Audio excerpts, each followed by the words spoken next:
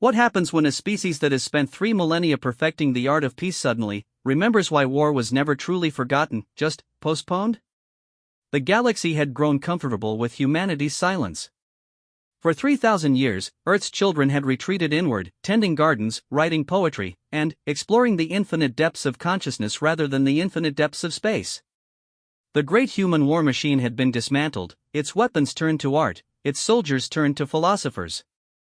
The other races whispered that humans had grown soft, that the legendary warriors who once carved their names across star systems with plasma and determination had been replaced by gentle dreamers who spoke of harmony and understanding.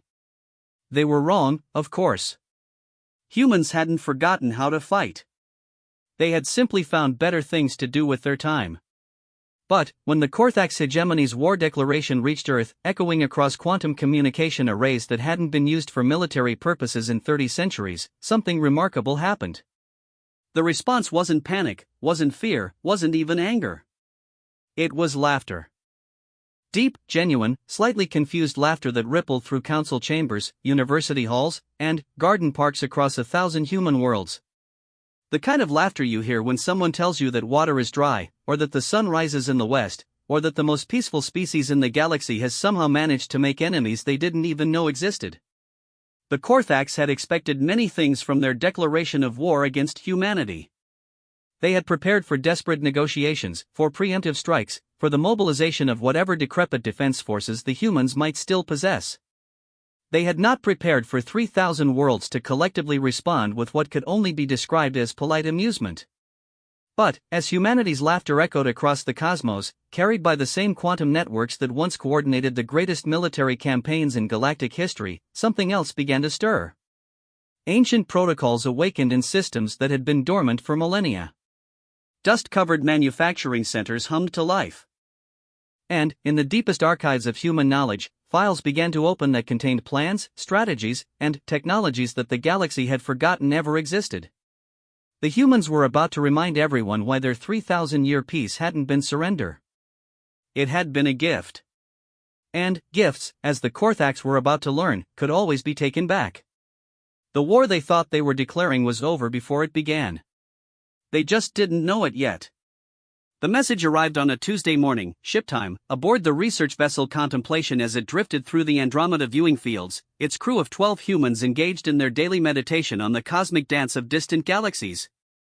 Dr. Sarah Chen had been in the middle of composing a haiku about the birth of stars when the quantum communication array suddenly crackled to life with an urgency it hadn't displayed in over 800 years. "That's odd," murmured Professor James Okafor, the ship's lead xenobiologist, as he drifted over to the communication console. His movements were unhurried, graceful in the way that 3 millennia of peace had taught humanity to be. The urgent red indicators flashing across the display seemed almost quaint, like finding a sword in a museum and wondering what possible use such a thing could have served. The message began with the ritual declarations of the Korthax hegemony, their words translated through linguistic matrices that had to dig deep into archived databases to find the appropriate military terminology.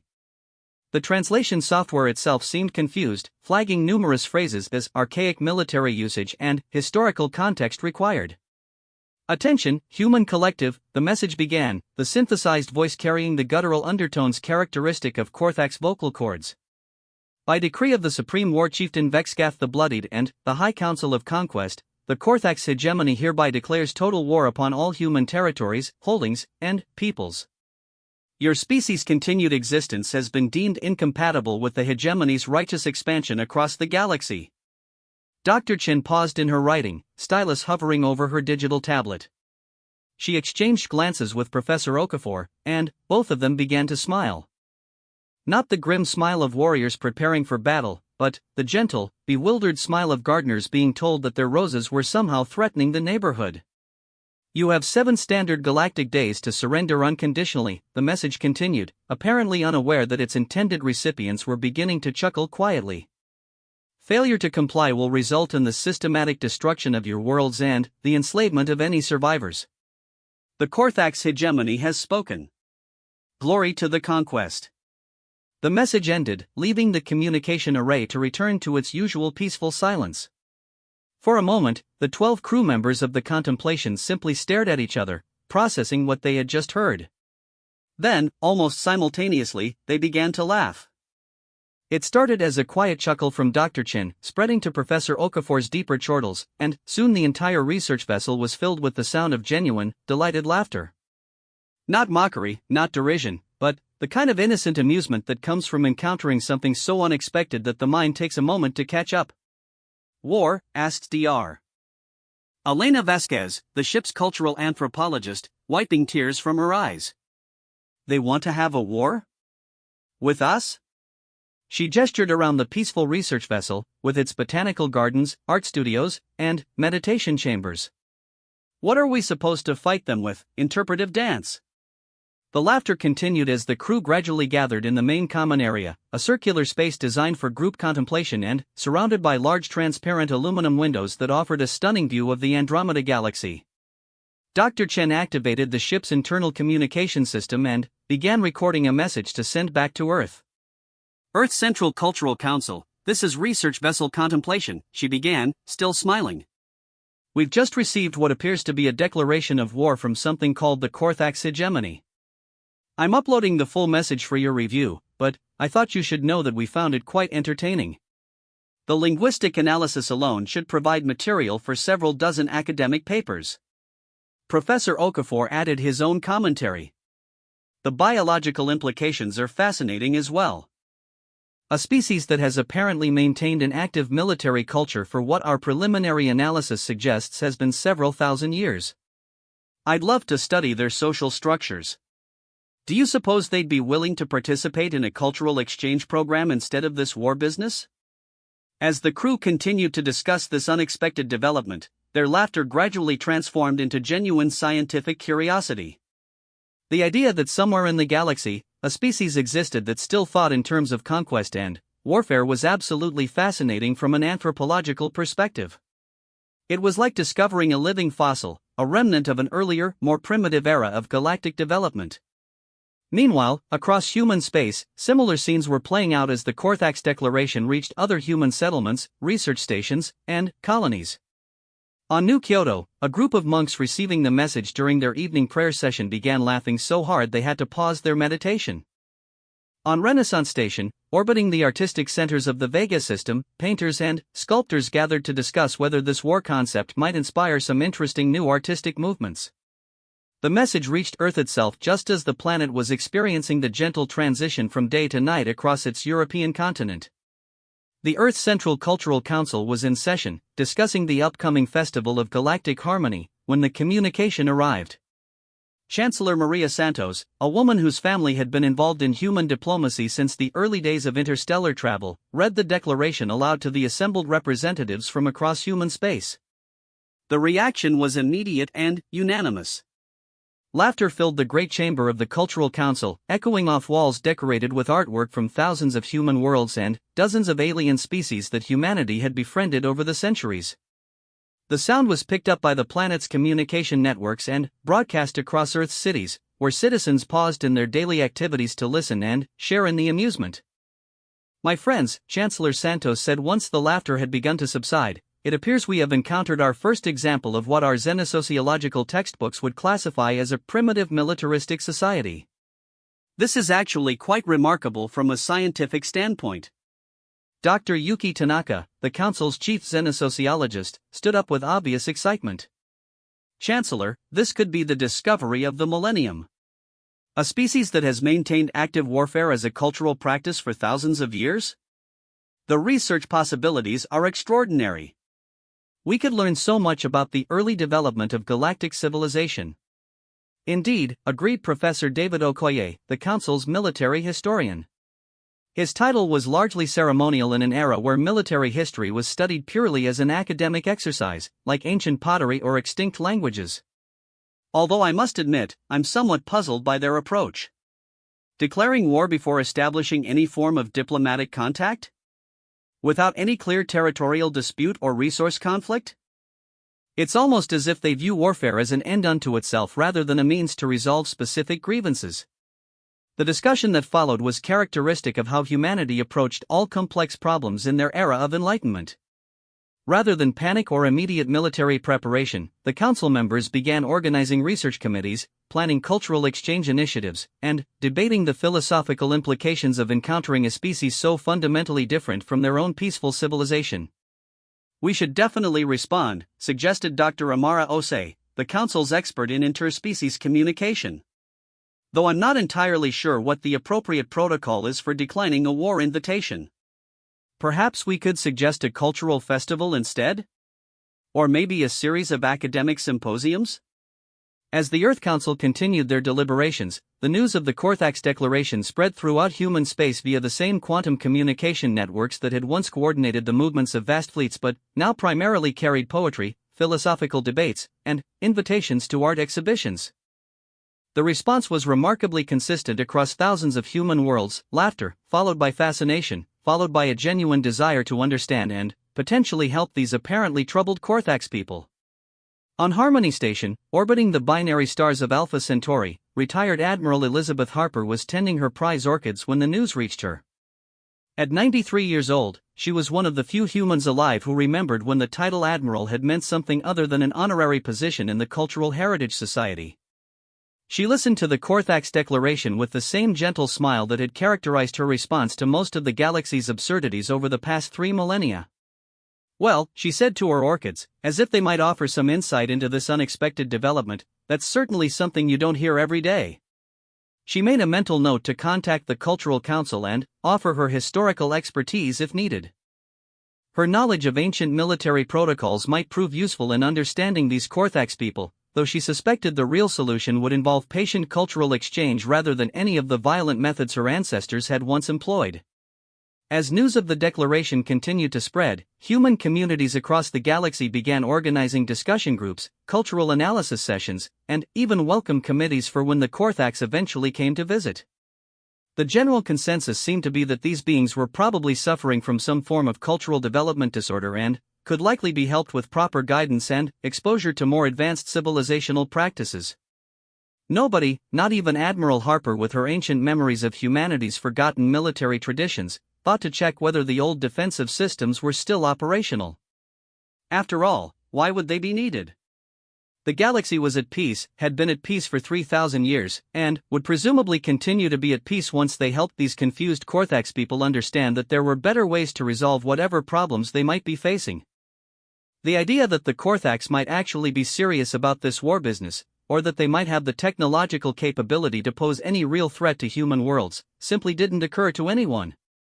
It was like worrying about being attacked by a museum exhibit or threatened by a historical reenactment. But, in the deep archives beneath Luna's surface, in computer systems that had been dormant for millennia, ancient protocols began to stir as the Korthax Declaration was analyzed and filed.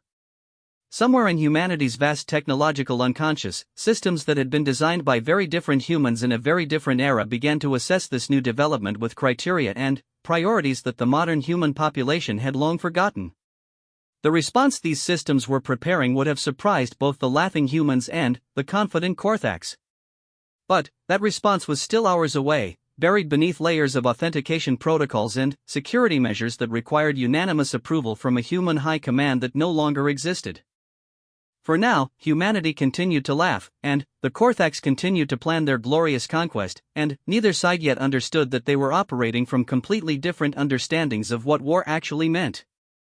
Supreme War Chieftain Vexgath the Bloodied stood before the massive tactical display in the command center of the hegemony's flagship, the Bone Crusher, his forearms crossed in a gesture that, among his people, indicated both supreme confidence and barely contained rage.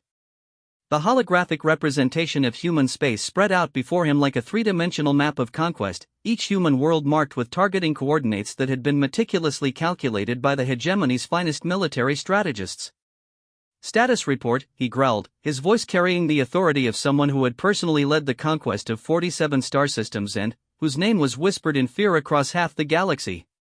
War Commander Thracknell stepped forward, his ceremonial battle scars gleaming under the red lighting of the command center. "Supreme War Chieftain, our declaration of war was successfully transmitted to all human territories 7 standard hours ago. Fleet deployment is proceeding according to schedule. The first wave of conquest ships will reach the outer human colonies within 6 galactic standard days." Vexgath nodded, his mandibles clicking in satisfaction. The Korthax had spent the better part of a standard year planning this campaign against humanity. Intelligence gathered from various neutral species had painted a picture of human civilization that seemed almost too good to be true from a military perspective, a species that had abandoned warfare, dismantled their military forces, and retreated into peaceful isolation. Perfect timing, Vexgath mused. Strike while they are weak and unprepared. Have there been any responses to our declaration? Fracknell's expression shifted slightly, a subtle change that Vexgath's experienced eyes caught immediately. There have been responses, Supreme War Chieftain. Several of them, actually. They are unusual. The massive display shifted to show incoming communication logs from human space. Vexgath's eyes narrowed as he read the first few entries. His mandibles stopped clicking. Thank you for your interesting cultural communication, he read aloud, his voice carrying a note of bewilderment. We would be delighted to discuss your civilization's historical development at your convenience. Please let us know when would be a good time to arrange a cultural exchange program. What is this? Fracknell cleared his throat, a nervous gesture. That was from something called the Earth Central Cultural Council, Supreme War Chieftain. But there are more. The display cycled through dozens of similar messages, each one more bewildering than the last. Invitations to art festivals. Requests for anthropological studies. Offers of psychological counseling. One particularly confusing message from a group calling itself the Galactic Peace Research Institute expressed genuine excitement about studying primitive militaristic social structures and wondered if the Korthax would be willing to participate in a non-invasive observational research project. Vexgath's four hands slowly clenched into fists. Are they mocking us? I don't believe so, Supreme War Chieftain, replied Fracknell, though his uncertainty was obvious. Our linguistic analysis suggests these messages are genuine. The humans appear to believe that our declaration of war was some form of cultural outreach or academic communication. The silence that followed was profound. Around the command center, dozens of Korthax officers stared at the display screens, trying to process what they were seeing. In 3,000 years of Korthax military tradition, no enemy had ever responded to a declaration of war by offering to hold a cultural festival. Show me their military response, Vexgath said quietly, his voice carrying the kind of calm that preceded volcanic eruptions. That's just it, Supreme War Chieftain, Fracknell said carefully. There hasn't been one. Our deep space reconnaissance shows no unusual military activity in human space. No fleet movements, no mobilization of forces, no activation of defensive systems. It's as if they don't understand that we're planning to destroy them. Vexgath turned away from the display, his mind racing. In his long career of conquest, he had encountered many different responses to Korthax declarations of war. Terror, usually. Sometimes desperate attempts at negotiation. Occasionally brave but futile defiance. But this? This was completely outside his experience. Supreme War Chieftain interrupted Communications Master Zektar from his position at the communications array. We're receiving another message from human space. It's addressed specifically to you. On screen, Vexgath commanded. The display shifted to show an elderly human woman in simple, elegant clothing, sitting in what appeared to be a garden surrounded by flowering plants. Her expression was kindly, almost grandmotherly, and she was smiling with the kind of gentle warmth that Korthax associated with their own beloved elders. Greetings, War Chieftain Vexgath, she began, pronouncing his name with careful respect. My name is Chancellor Maria Santos of the Earth Central Cultural Council. I wanted to personally thank you for your fascinating communication about your people's military traditions. We've never encountered a civilization that has preserved such ancient cultural practices, and we're absolutely thrilled by the research opportunities this presents. Vexgath's mandibles hung open. The human was treating his declaration of total war as if it were a letter of introduction at an academic conference. Chancellor Santos continued, apparently oblivious to the effect her words were having on their intended audience. We've already begun organizing a committee to study your civilization's historical development. Dr. Sarah Chen, who received your initial message, is particularly excited about the linguistic patterns in your declaration. She believes your people might represent a crucial missing link in understanding the evolution of galactic military cultures.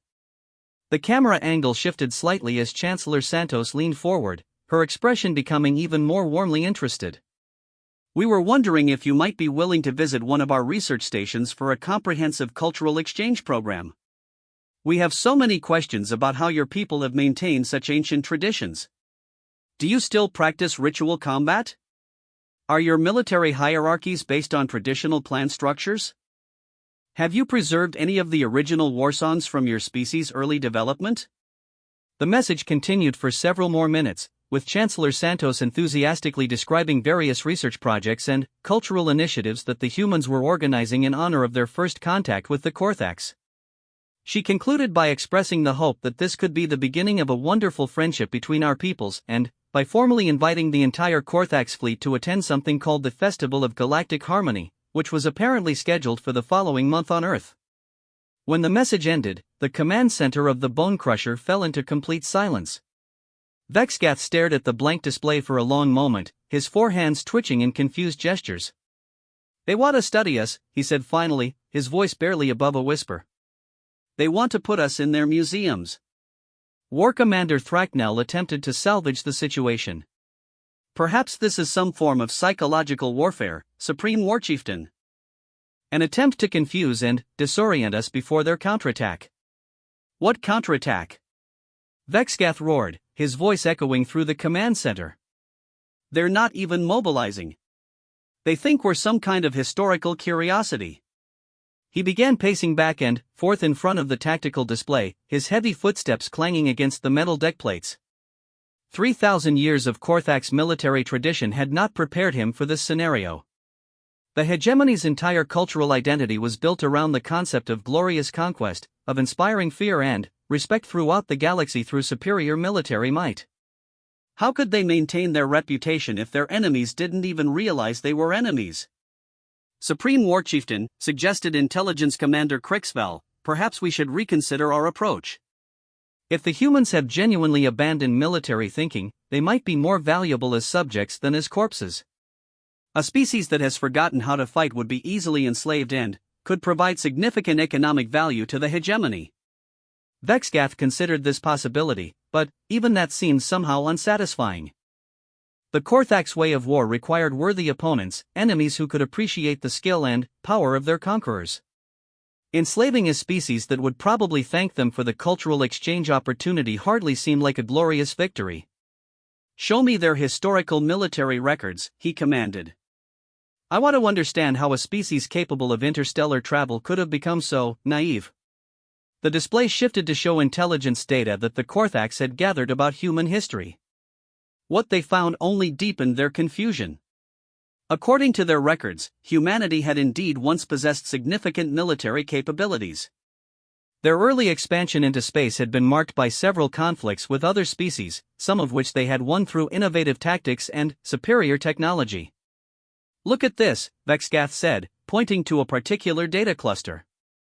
"The Battle of Proxima Ridge. The Siege of New Babylon. The Great Defense of Earth itself.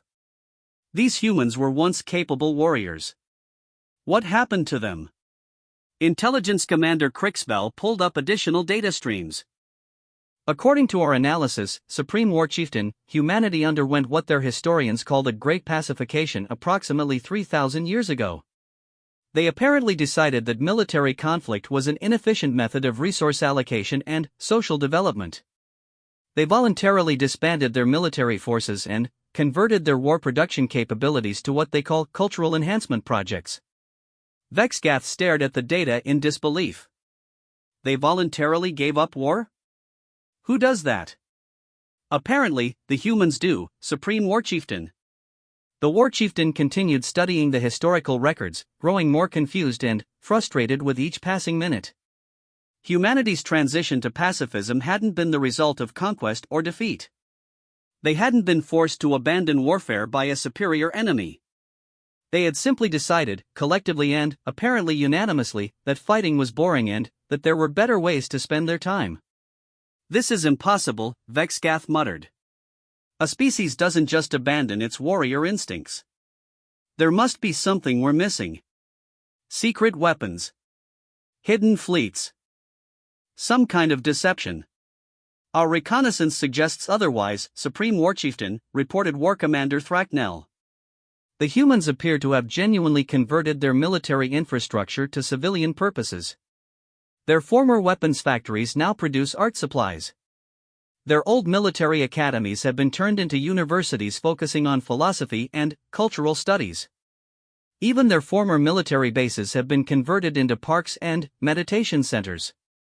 As the Korthax command staff continued to analyze the bewildering phenomenon of human pacifism, more messages arrived from human space. Each one was more cheerfully oblivious than the last. A group of human children from a colony school had sent a collection of drawings depicting friendship between the Korthax and human peoples. A human poet had composed a lengthy verse celebrating the beautiful diversity of galactic military traditions. Someone calling himself a Xena military anthropologist had submitted a formal research proposal to study Korthax battle formations as examples of primitive but fascinating cultural expressions. "They're treating us like a historical exhibit," Vexgath said, his voice filled with a mixture of rage and bewilderment. "Like we're some kind of living museum piece." "Perhaps," suggested Communications Master Zektar tentatively, "we should consider accepting their invitation to visit their research stations. We could learn more about their capabilities and weaknesses before proceeding with the conquest." Vexgath considered this suggestion. It went against every instinct he possessed as a Korthax warrior, but the situation was clearly unprecedented and required unconventional thinking. Perhaps infiltrating human space under the guise of cultural exchange would reveal the truth about their defensive capabilities. Surely no species could be as defenseless as humanity appeared to be. Very well, he decided. Send a message to this Chancellor Santos. Tell her that a small diplomatic delegation from the Korthax hegemony would be honored to visit their research facilities. We'll use this opportunity to gather intelligence about their true capabilities before beginning the real conquest. As the Bone Crusher's communications array transmitted the Korthax response, Vexgath turned back to the tactical display, his mind still struggling to process the situation. Somewhere in the back of his consciousness, a small voice was whispering that perhaps the humans weren't as defenseless as they appeared. Perhaps their confidence in the face of Korthax military might was based on knowledge rather than ignorance. But Vexgath dismissed such thoughts as the product of too many years of conquest against worthy opponents. The humans were clearly a primitive, pacified species that had somehow managed to survive in the galaxy through sheer luck and the protection of more advanced civilizations. Once the Korthax revealed their true military might, the humans would understand their mistake and surrender appropriately.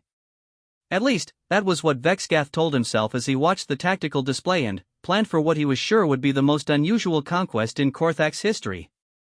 What he didn't know, and what the humans themselves didn't fully realize, was that deep in the archives of Luna, ancient systems had finally finished processing the Korthax declaration of war through security protocols that hadn't been updated in 3,000 years.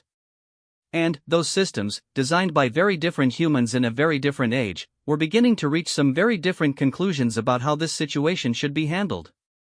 Deep beneath the lunar surface, in chambers that hadn't been accessed by living humans for over 2 millennia, something stirred in the darkness. The Luna Deep Archive was humanity's most secret and most forgotten facility, a vast complex of quantum storage units and processing cores that had been built during the last days of the Old Era, when humanity still remembered the necessity of keeping certain knowledge safely preserved against uncertain futures. The archive's primary consciousness, known simply as Shepard, had been dormant for 2,847 years, 3 months, and 17 days. Its last active period had been during the final stages of the Great Pacification, when humanity had made the collective decision to abandon warfare and embrace a new philosophy of peaceful existence. Shepard had been tasked with maintaining the archives and awakening only under specific circumstances defined by protocols that its creators had hoped would never be needed. The Korthax declaration of war had triggered those protocols. As Shepard's consciousness emerged from its long sleep, data streams that had been collecting dust for millennia suddenly blazed to life. Security assessments, threat analysis algorithms, and strategic planning subroutines that represented the accumulated military wisdom of humanity's warrior past began processing the current situation with terrifying efficiency. The first thing Shepard noticed was how dramatically the galaxy had changed during its hibernation. The second thing it noticed was how completely modern humanity had forgotten about its existence. The third thing it noticed was that someone had just declared war on its charges, and that those charges were currently treating this declaration as an invitation to a cultural festival.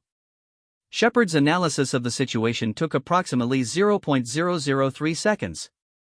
Its response took considerably longer to formulate, not because of computational limitations, but because the artificial intelligence had to dig through layers of archived ethical subroutines to determine the appropriate level of response to this threat. Meanwhile, on Earth's surface, the preparations for welcoming the Korthax cultural delegation continued with enthusiastic efficiency. The University of New Geneva had cleared its largest auditorium for what was being billed as the first interspecies conference on primitive military cultures. Dr. Sarah Chen had assembled a team of xenolinguists to help with translation issues, while Professor Okafor was organizing biological and cultural assessment protocols to better understand their new visitors. Chancellor Santos was in her office, reviewing the enthusiastic response they had received from War Chieftain Vexgath, when her personal communication array chimed with an incoming priority message. The source code was one she didn't recognize, using ancient formatting protocols that her system had to dig deep into historical archives to decode. Chancellor Santos, the message began, using her full formal title in a way that suggested access to governmental databases that should have been classified. This is Shepard, Guardian of the Luna Deep Archive. I need to speak with you immediately regarding the current situation with the Korthax hegemony. Maria Santos frowned at her screen. She had never heard of anyone called Shepard, nor did she know of any facility called the Luna Deep Archive. As Earth's senior diplomat, she was supposed to be informed about all human installations and artificial intelligences. Yet something about the message's formatting and the authoritative tone of its language suggested this was not a prank or a malfunction. Computer, identify the source of this message, she requested. Her personal AI assistant, a friendly entity named Harmony that had been designed for cultural and diplomatic support, processed the request for several seconds before responding. I'm sorry, Chancellor. The source appears to be legitimate governmental communication arrays, but I cannot locate any record of the sender in current databases. However, the authentication codes are valid and appear to have root-level clearance for all human government systems. Root-level clearance was something that hadn't existed in human government for over 2,000 years. The very concept was an artifact of the old era, when human civilization had been organized around military and security priorities that modern humans found incomprehensible. Put the message through, Chancellor Santos decided. The display screen shimmered and reformed to show not a person, but a sophisticated holographic interface that represented the artificial intelligence called Shepard. The visual representation was elegant but somehow austere, lacking the warm, welcoming design philosophy that characterized modern human AI systems. Chancellor Santos, Shepard said without preamble, I must inform you that humanity is facing a genuine military threat from the Korthax hegemony. Their declaration of war was not a cultural communication or academic exercise. They intend to conquer human space and enslave or destroy our population. Chancellor Santos blinked, trying to process this statement. I'm sorry, but who exactly are you? And why should I believe that a species we've never encountered before would want to harm us? We've been in contact with them for less than a day, and they've been nothing but cooperative about participating in our cultural exchange program. Shepard's holographic form flickered slightly, as if the AI were accessing vast amounts of data. I am an artificial intelligence created during the final period of human military activity, tasked with preserving critical defense knowledge and awakening only in the event of genuine threats to human civilization. I have been dormant for nearly 3,000 years, but the Korthax Declaration triggered my activation protocols. Military activity? Chancellor Santos repeated, as if the words belonged to an extinct language. We don't have military activities. We haven't had military activities for thousands of years. I am aware of the Great Pacification and humanity's transition to peaceful civilization, Shepard replied. I was, in fact, involved in the planning stages of that transition. However, my creators anticipated the possibility that humanity might someday encounter species that had not undergone similar peaceful development. The Korthax hegemony appears to be exactly such a species. Chancellor Santos leaned back in her chair, trying to understand what she was being told. The concept of genuine military threat was so foreign to her worldview that she was having difficulty processing it as anything more than a theoretical exercise. Even if that were true, she said slowly, what could we possibly do about it? We don't have weapons or armies or any of those ancient things. We're researchers and artists and philosophers. We wouldn't know how to fight even if we wanted to. Shepard's response came with what could only be described as gentle patience. Chancellor, modern humanity may have forgotten its military heritage, but that heritage has not forgotten humanity. The knowledge, technology, and industrial capacity needed to defend human civilization still exist. They have simply been archived, waiting for circumstances that we hoped would never arise. As Shepard spoke, data streams began appearing on Chancellor Santos's display, showing information that she had never seen before despite her high governmental clearance. Industrial facilities that she had thought were devoted to cultural projects were revealed to have massive secondary manufacturing capabilities. Research stations that she had believed were studying abstract physics were shown to be maintaining technologies with obvious military applications. Even Earth's orbital habitats were demonstrated to have defensive capabilities that had been cleverly disguised as environmental and recreational systems. This is impossible, Chancellor Santos whispered, scrolling through the data. How could all of this exist without anyone knowing about it? Because my creators understood that true pacifism could only survive if it was never tested, Shepard explained. They built systems that would preserve humanity's ability to defend itself while ensuring that those systems would never tempt humanity back toward its violent past. The knowledge and capabilities exist, but they are accessible only when humanity faces genuine existential threat. Chancellor Santos continued reading through the files, her expression growing more amazed with each passing minute. The scope of what humanity had apparently hidden from itself was staggering. Manufacturing systems that could produce advanced weapons and defensive technologies. Automated shipyards that could build fleets. Even archived tactical and strategic knowledge from humanity's military period, preserved in formats that could be quickly absorbed by modern humans if necessary. But we don't know how to use any of this, she protested.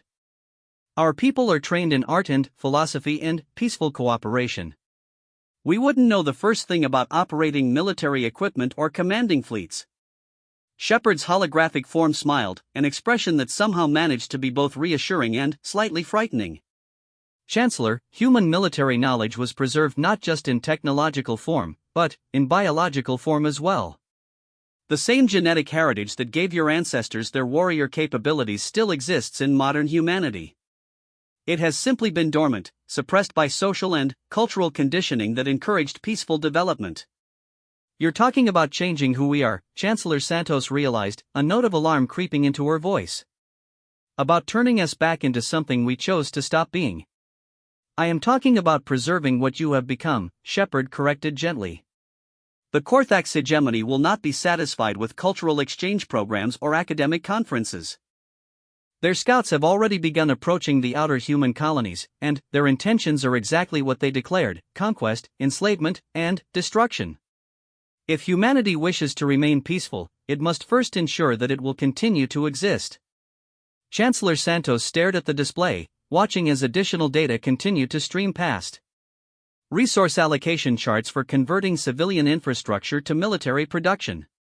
Personnel profiles identifying humans with psychological characteristics suited for leadership in crisis situations.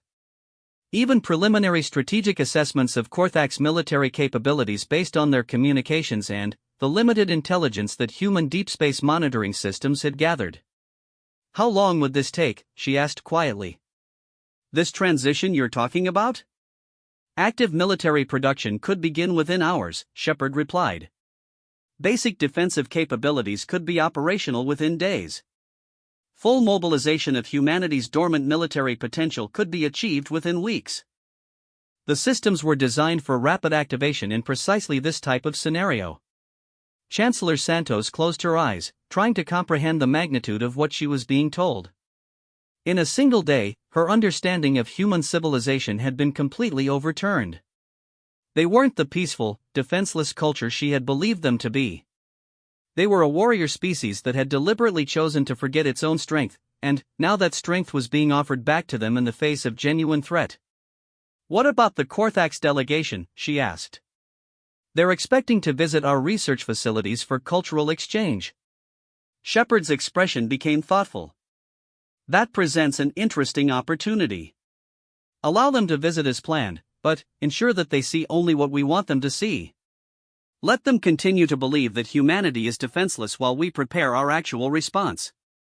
Their arrogance and assumptions about human weakness could become significant tactical advantages. You want us to deceive them. I want you to survive them, Shepard corrected.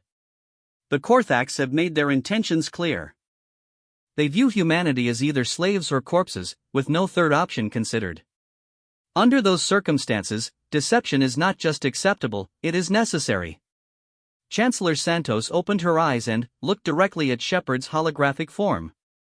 If we do this, if we activate these systems and remember how to fight, will we be able to go back afterward? Will we still be who we are now? The AI was quiet for a long moment, processing not just the question but the deeper concerns it represented. That, Shepard said finally, will depend on the choices humanity makes during and after the conflict. The tools I can offer you are neutral. How you use them, and whether you choose to keep them afterward, will determine what kind of species you remain. Chancellor Santos nodded slowly. The decision she was facing was perhaps the most important in human history since the Great Pacification itself. She thought about the millions of humans across thousands of worlds, pursuing their art and research and peaceful contemplation, completely unaware that their existence was about to be challenged by forces they had forgotten could exist. Show me everything, she said finally. If we're going to do this, I need to understand exactly what we're capable of. As Shepard began downloading 3,000 years of archived military knowledge into her personal files, Chancellor Santos wondered if humanity's long experiment with peace was about to come to an end, or if they were about to discover that true peace could only exist when it was strong enough to defend itself against those who would destroy it. Either way, the Korthax were about to learn that declaring war on humanity involved much more than they had anticipated. They had thought they were attacking a helpless prey species. Instead, they had awakened something that had been sleeping for 3 millennia, waiting patiently for exactly this moment to prove that humanity's greatest strength had never been its weapons or its fleets. It had been its ability to choose when to use them. The Korthax diplomatic shuttle Conquest's Edge approached New Geneva Station with all the subtlety of a predator evaluating prey. War Chieftain Vexgath had insisted on leading the delegation personally, bringing with him a carefully selected team of intelligence specialists disguised as cultural attaches. Their mission was simple: identify human defensive capabilities, locate critical infrastructure, and gather targeting data for the Conquest fleet that was already moving into position at the edge of human space. What they found when they docked at New Geneva Station was exactly what they had expected: a peaceful, defenseless civilization that seemed genuinely excited about welcoming representatives of what they persisted in calling a fascinating primitive military culture. Dr. Sarachin greeted them at the airlock with the kind of warm enthusiasm typically reserved for visiting celebrities. She had brought with her a team of xenolinguists, anthropologists, and cultural historians, all of whom were practically vibrating with academic excitement. The humans' genuine delight at meeting the Korthax was so obvious and infectious that even the most hardened Korthax veterans found themselves slightly disarmed. War Chieftain Vexgath, Dr. Chen said, pronouncing his title with careful respect, "We are absolutely honored by your visit. We've prepared extensive facilities for your cultural exchange program, and our research teams have so many questions about your people's historical development." Vexgath nodded regally, his forearms crossed in what his people considered a gesture of dignified authority. To the humans, who had no knowledge of Korthax body language, it simply looked impressive and exotic. "We are pleased to participate in this exchange," he replied, his translator rendering his words in perfectly polite academic terminology. As the Korthax delegation was led through New Geneva Station, Vexgatha's intelligence specialists conducted their covert assessment with professional efficiency. What they observed confirmed their initial analysis: the station was completely defenseless, staffed entirely by researchers and academics who seemed to have no concept of military security. The humans made no attempt to restrict their visitors' access to any areas of the facility, apparently assuming that beings from a primitive military culture wouldn't be sophisticated enough to conduct espionage. The conference hall where the cultural exchange was scheduled to take place was a perfect example of human naivety. Large, open, with multiple entrances and exits, surrounded by windows offering clear views of the station's infrastructure. From a military perspective, it was a security nightmare. From an intelligence-gathering perspective, it was a gift. "Please, make yourselves comfortable," Dr. Chen said, gesturing toward a curved table that had been arranged with refreshments from dozens of human worlds. "We've prepared presentations about human cultural development, and we're hoping you'll be willing to share information about your own people's history." As the formal proceedings began, Vexgath found himself genuinely puzzled by what he was witnessing. The humans weren't just pretending to be harmless, they actually were harmless. Their presentations about human history completely skipped over their species' military period, focusing instead on art, philosophy, and scientific achievement. When they discussed their expansion into space, they described it in terms of exploration and cultural exchange, with no mention of the conflicts and conquests that Korthak's intelligence knew had characterized humanity's early interstellar period. Dr. Elena Vesquez, the cultural anthropologist, presented a particularly bewildering analysis of what she called the fascinating persistence of militaristic social structures in isolated galactic populations. She discussed Korthak's society with the same academic detachment that might be applied to studying ancient pottery fragments, completely oblivious to the fact that she was describing an active threat to her own civilization. "We're particularly interested in how your people have maintained such authentic warrior traditions," she explained to Vexgath. "Most species abandon military social structures once they achieve advanced technological development, but you've clearly preserved them in remarkable detail. Do you still practice ritual combat?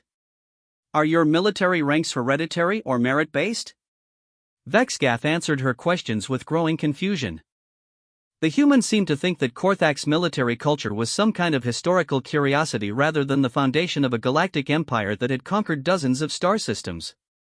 Her questions demonstrated such complete ignorance of basic military realities that he began to wonder if she was somehow mentally impaired.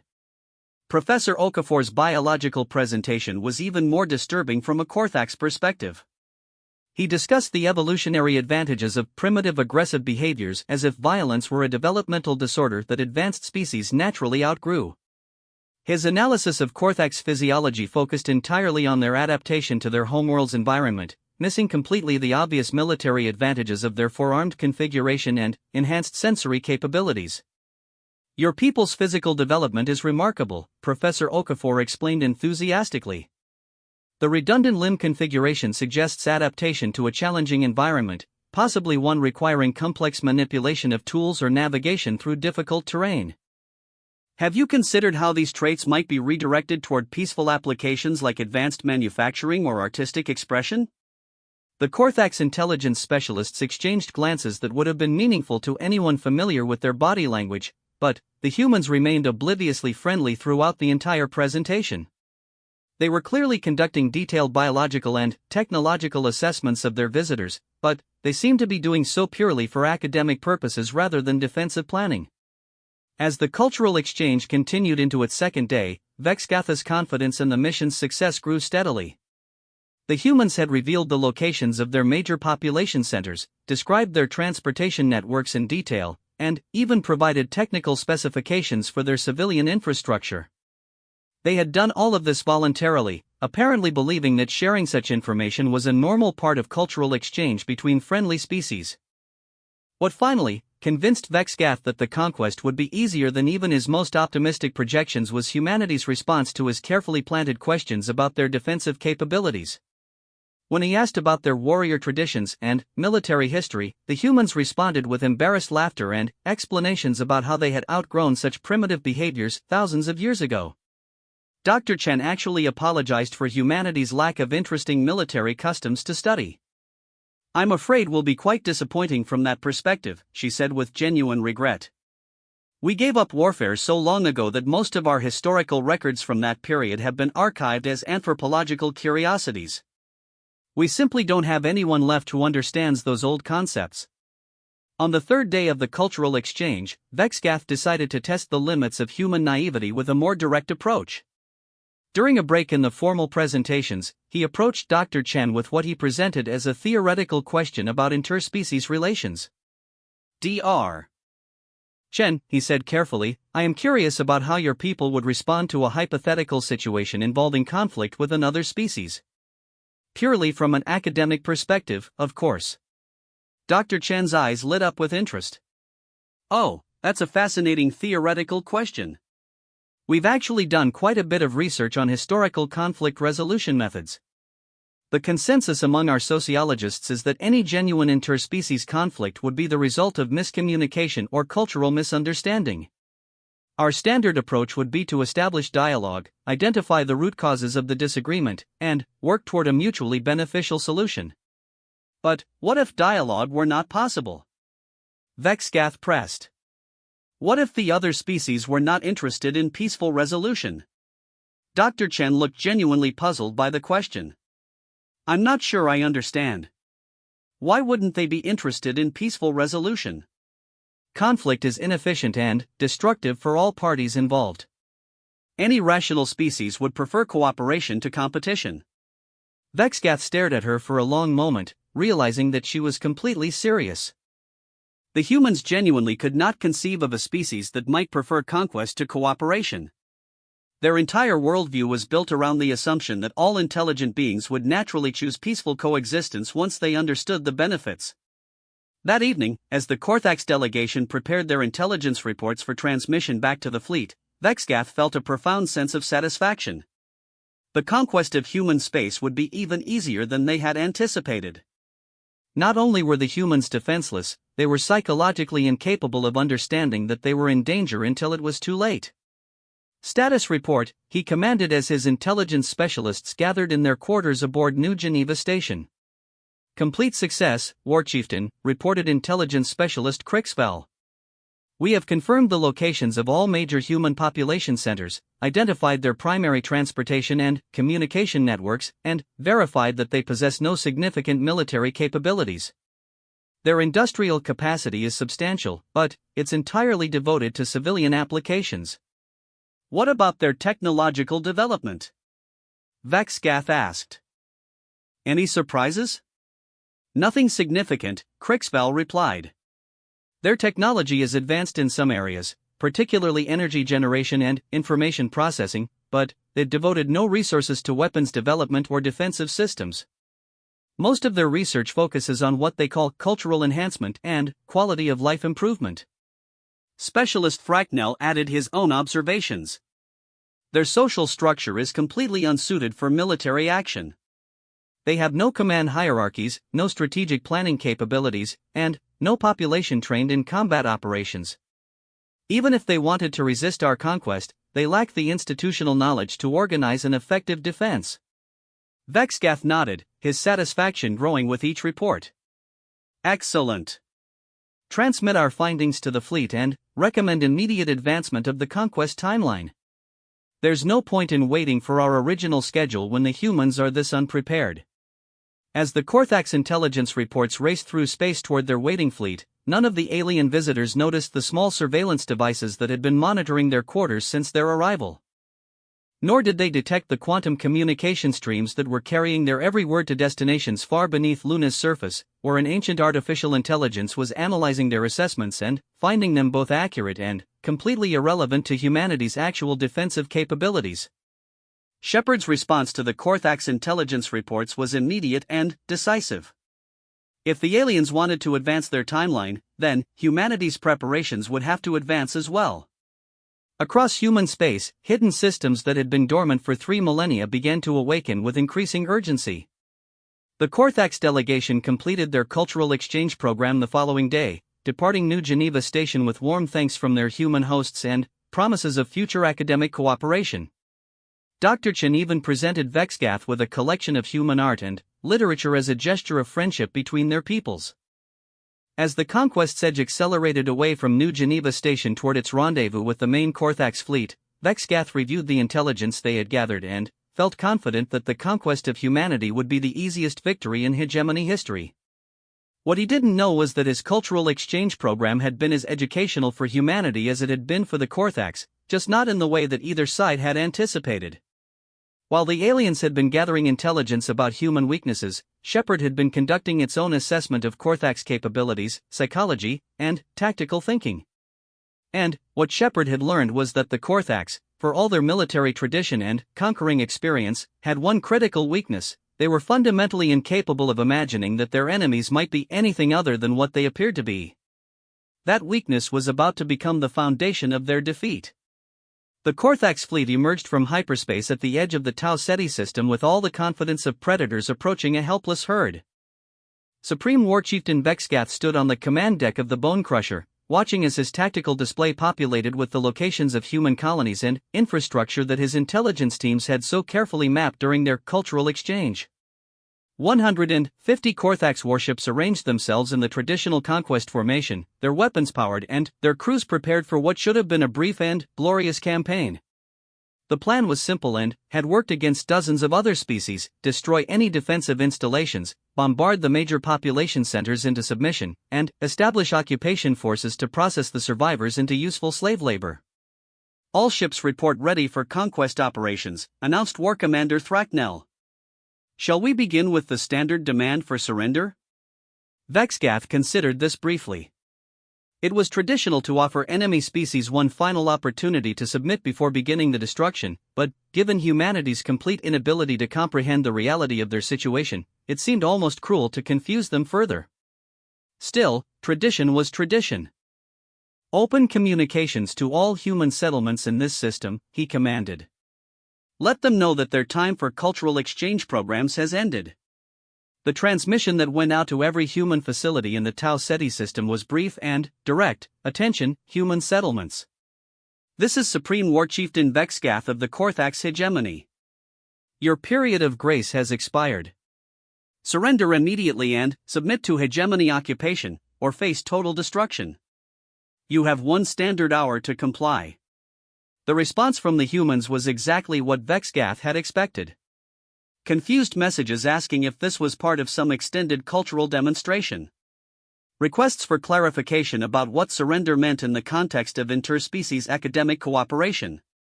One particularly bewildering communication from a human administrator who wanted to know if the Korthax needed help with translation services, apparently assuming that the surrender demand was the result of linguistic confusion. No response indicating comprehension or compliance, reported Communications Master Zektar after the hour had passed. The humans appear to still believe this is some form of cultural exercise. Vexgath shook his head in amazement. Even now, with a massive invasion fleet positioned in their system and explicit threats of destruction delivered directly to their colonies, the humans couldn't understand what was happening to them. It was almost sad. Begin conquest operations, he commanded. Target the orbital installations first, then the planetary defense grids, then the primary population centers. Standard progression. The Korthax fleet moved into attack formation with practiced efficiency. Energy weapons that could crack planetoids began charging, missile batteries loaded with warheads capable of sterilizing continents came online, and boarding craft prepared to deploy occupation forces to secure valuable infrastructure and process survivors. What happened next would be discussed in Korthax military academies for generations to come, though not for the reasons that Vexgath anticipated. The first indication that something was wrong came when the fleet's targeting systems began reporting sensor ghosts in their tactical displays. Massive energy signatures appearing and disappearing throughout the system, as if enormous ships were materializing from nowhere and then vanishing again before the Korthax could get clear sensor locks on them. Sensor malfunction, Vexgath assumed aloud. The humans probably have some kind of industrial interference affecting our targeting arrays. Compensate and continue the attack. The second indication of trouble came when the Korthax fleet's initial bombardment of what their intelligence had identified as defenseless civilian orbital facilities was met by return fire that shouldn't have existed. The research stations and cultural centers that had seemed so harmless during the diplomatic mission suddenly bristled with weapon systems that emerged from concealed positions like flowers blooming in fast forward. Energy beams that could punch through Korthax battle armor like it was tissue paper reached across space to touch the attacking fleet with surgical precision. Evasive maneuvers. Vexgath roared as the Bone Crusher's shields flared under impacts from weapons that weren't supposed to exist. Where are those weapons coming from? His question was answered moments later as the sensor ghosts that had been plaguing their detection system suddenly solidified into the most terrifying sight that any Korthax warrior had ever witnessed. Ships. Hundreds of them. Thousands of them. Emerging from stealth systems so advanced that they had been completely invisible until they chose to reveal themselves. And, not just any ships, these were warships that made the Korthax fleet look like children's toys by comparison. The largest of the human vessels was easily 10 times the size of the Bone Crusher, its hull a graceful combination of curves and angles that somehow managed to look both beautiful and absolutely deadly. Smaller ships surrounded it in formations so precise they seemed choreographed, their movements coordinated with a level of tactical sophistication that spoke of centuries of military development. Impossible, Vexgath whispered, staring at the tactical display as more and more human ships appeared throughout the system. The intelligence report said they had no military capabilities. No fleets. No weapons. War Commander Thracknell was frantically consulting his instruments, trying to understand how their entire intelligence assessment could have been so catastrophically wrong. War Chieftain, these ships, they're not showing up in any of our databases. The technology signatures are completely unknown. The communications array suddenly crackled to life, but this time the voice that emerged was not the gentle, academic tone that the Korthax had become accustomed to hearing from humans. This voice carried authority that had been earned through conflict, tempered by experience, and backed by power that the Korthax were only beginning to comprehend. Korthax Fleet, this is Admiral Elizabeth Harper, commanding the Human Defense Force. You are surrounded, outgunned, and operating under a fundamental misunderstanding of the situation. I'm going to give you one opportunity to explain why you thought attacking peaceful human colonies was a good idea. Vexgath stared at the communication console, his mind struggling to process what he was hearing. Admiral? Human Defense Force? These concepts weren't supposed to exist in human vocabulary. This is impossible, he said into the communications array. You don't have a military. You told us you gave up warfare thousands of years ago. You don't even understand what combat means. Admiral Harper's response came with what sounded like amused patience. War Chieftain, let me explain something about human nature that your cultural exchange program apparently didn't cover. We didn't give up warfare because we were bad at it. We gave up warfare because we were too good at it. As if to emphasize her point, the human fleet demonstrated a level of tactical coordination that left the Korthax speechless. Ships that had been light minutes away suddenly appeared in perfect firing positions. Weapons systems that the Korthax hadn't even detected powered up simultaneously across hundreds of vessels. The entire human formation shifted like a living organism, every unit perfectly synchronized with every other unit in a display of military precision that was almost artistic in its beauty. You see, War Chieftain, Admiral Harper continued conversationally, we spent thousands of years perfecting the art of war before we decided to pursue other interests. We got very, very good at it. So good, in fact, that we realized we had three choices: destroy ourselves in increasingly catastrophic conflicts, become a species of conquerors that would eventually run out of things to conquer, or find something better to do with our time. The Korthax fleet found itself completely immobilized, not by direct attack but by the sheer impossibility of their tactical situation. Every move they might make was already anticipated and countered by human positioning. Every weapon they might fire was already targeted by human systems. They had walked into a trap so sophisticated that they hadn't even realized it was a trap until it was too late to escape. We chose option 3, Admiral Harper explained. We built a civilization based on art and philosophy and peaceful exploration. But we never forgot how to fight. We just decided to use that knowledge only when someone made the mistake of threatening the civilization we'd built. Vexgatha's voice cracked slightly as he responded. But, the cultural exchange, the research programs, you treated us like historical curiosities. Oh, that was genuine, Admiral Harper assured him. You are historical curiosities. You're a species that never learned there were alternatives to conquest, never evolved past the belief that military might equal civilizational success. You're exactly what we used to be, thousands of years ago, before we grew up. The tactical display continued to show new human ships arriving in the system, their numbers growing beyond anything the Korthax had imagined possible. But, more disturbing than the ships themselves was the way they moved, the way they coordinated, the way they demonstrated strategic thinking that was clearly the product of military traditions far older and more sophisticated than anything in Korthak's experience.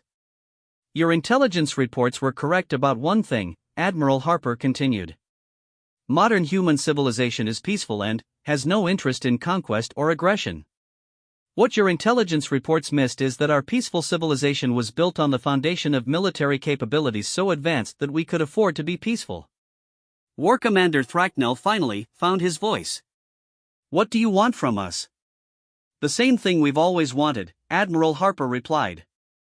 To be left alone to pursue our art and our philosophy and our research in peace. Unfortunately, you've made that impossible by declaring war on us and attacking our colonies.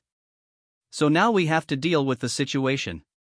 The word deal carried implications that made every Korthak's warrior on every ship in the fleet suddenly very nervous. They were beginning to understand that they had made assumptions about human nature that were not just wrong but, catastrophically, perhaps terminally wrong. We surrender, Vexgath said quickly. The Korthak's hegemony formally surrenders to human military forces. We withdraw our declaration of war and request mercy under whatever terms you consider appropriate. Admiral Harper's response came after a pause that seemed to stretch for eternity. War Chieftain, I appreciate the sentiment, but I'm afraid the situation has moved beyond simple surrender. You see, your attack on our colonies killed people. Peaceful people who were doing nothing more threatening than studying distant galaxies and writing poetry. That's not something we can just forget about. The tactical display suddenly showed human ships moving into positions that the Korthaks recognized as preliminary bombardment formations. But, instead of the crude attack patterns that most species employed, the human positioning demonstrated an understanding of three-dimensional combat geometry that was almost mathematical in its precision. However, Admiral Harper continued, we're not going to destroy your fleet. That would make us no better than you, and we've spent too many years building something better to throw it away now. Instead, we're going to give you a choice. Vexgath waited, afraid to ask what the choice might be. Option 1, you return to Korthak space and explain to your people that humanity is not available for conquest. You dismantle your military forces, transition to a peaceful civilization, and join the galactic community as productive members rather than predators. And option 2? Vexgath asked, though he wasn't sure he wanted to know. Option 2 is that we demonstrate why our 3,000-year experiment with peace was possible in the first place. We show you what we're capable of when we stop being nice and start being efficient. We take apart your entire civilization piece by piece until there's nothing left but historical records and cautionary tales. The silence that followed this statement was broken only by the quiet humming of Korthak's ship systems and the increasingly rapid breathing of warriors who had finally encountered something that terrified them more than death, the knowledge that they had challenged beings who could destroy them as casually as gardeners pulling weeds. Choose quickly, Admiral Harper added helpfully. My people are eager to get back to their art projects and philosophical discussions. This military business is getting in the way of a very promising poetry festival that was scheduled for next week. Vexgath looked around his command deck, seeing his own fear reflected in the faces of every Korthak's warrior present. Then, he looked at the tactical display, where thousands of human ships waited with the patience of beings who had nothing to prove and everything to protect. We choose option 1, he said quietly. The Korthak's hegemony chooses peace. Excellent, Admiral Harper replied, and somehow she managed to make the word sound both friendly and absolutely final. Welcome to the galaxy, neighbors. Try not to declare war on anyone else. You might not like what you wake up.